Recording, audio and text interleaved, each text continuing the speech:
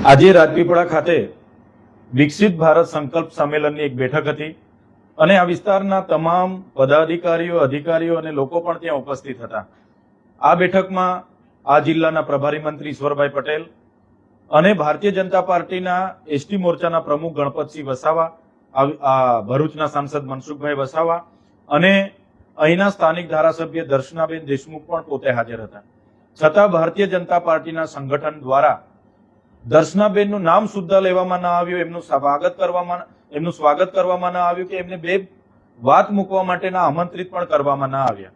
જેના પરથી અમે આગળ પણ કીધું હતું કે ભારતીય જનતા પાર્ટીની સરકારમાં કે સંગઠનમાં આદિવાસી નેતાઓ, સાંસદો કે ધારાસભ્યનું કોઈને કંઈ સન્માન જળવાતું નથી અને એમને અવારનવાર અપમાનિત કરવામાં આવે છે, જે આજે જાહેરમાં અપમાનિત કરવામાં આવ્યા। અમે અનેક મિટિંગોમાં, અનેક કાર્યક્રમોમાં બોલતા હોઈએ છીએ ત્યારે લોકોને એવું થાય કે ચૈતર વસાવા કેમ બોલતા છે, પણ જે ચૂંટાયેલા લોકો નથી અને ભારતીય જનતા પાર્ટીના પ્રમુખ, મહામંત્રી જેવા લોકો છે એ આ કૃત્ય અવારનવાર કરે છે, ચૂંટાયેલા લોકોને અપમાનિત કરે છે અને એ આજે ફરી એ લોકોએ દોહરાવ્યું છે। ત્યારે દર્શનાબેને તો ઉભા થઈને રાજીનામું ધરી દેવા સુધીની વાતો કરી છે।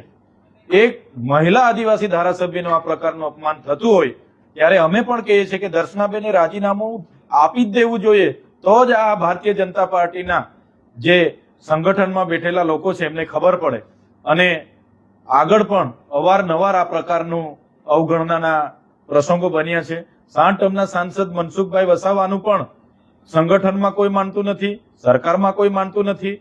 અવારનવાર એમણે પણ દારૂબંધીને લઈને પત્ર લખ્યા છે કે નર્મદા જિલ્લામાં ભાજપના નેતાઓ ખુલ્લેઆમ દારૂ વેચે છે અને જેનાથી યુવાધન ખરાબ થાય છે। આપણે નાયબ મુખ્યમંત્રી શ્રીને પણ એમણે લખ્યું છે, છતાં પણ એને આજે 20 દિવસ થયા કોઈ કાર્યવાહી કરવામાં નથી આવતી, ઉલટાનું એમને છાવરવામાં આવે છે। એટલે મને લાગે છે એમના માટે એક સાંસદ, એક ધારાસભ્ય કરતા પણ એમના જિલ્લા પ્રમુખો અને મહામંત્રીઓ વિશેષ હોય, જેઓ આવા દારૂના વેપલા કરીને એમના હપ્તાઓ છેક ગાંધીનગર સુધી પહોંચાડતા હશે, એટલા માટે જ એમને છાવરવામાં આવે છે એવું મને લાગે છે। આજે જે પ્રકારે દર્શનાબેનનું અપમાન થયું અને દર્શનાબેન હમણાં પણ ગાંધી પ્રતિમાને ત્યાં ધરણા પર બેઠા છે અને રાજીનામું આપી દેવાની જે એમણે જીદ પકડી છે, ત્યારે હું માનું છું ચોક્કસ જો એમનું સન્માન ભારતીય જનતા પાર્ટીમાં ન જળવાતું હોય તો એમને રાજીનામું આપી દેવું જોઈએ। આખો સમાજ તમારી સાથે છે। એક મહિલા આદિવાસી ધારાસભ્યનું જે અપમાન છે એ માત્ર ને માત્ર દર્શનાબેનનું અપમાન નથી, આ વિસ્તારની જનતાનું અપમાન છે, આદિવાસી સમાજનું અપમાન છે। એનો જવાબ આવનારા દિવસોમાં ભારતીય જનતા પાર્ટીને અમે આપીશું।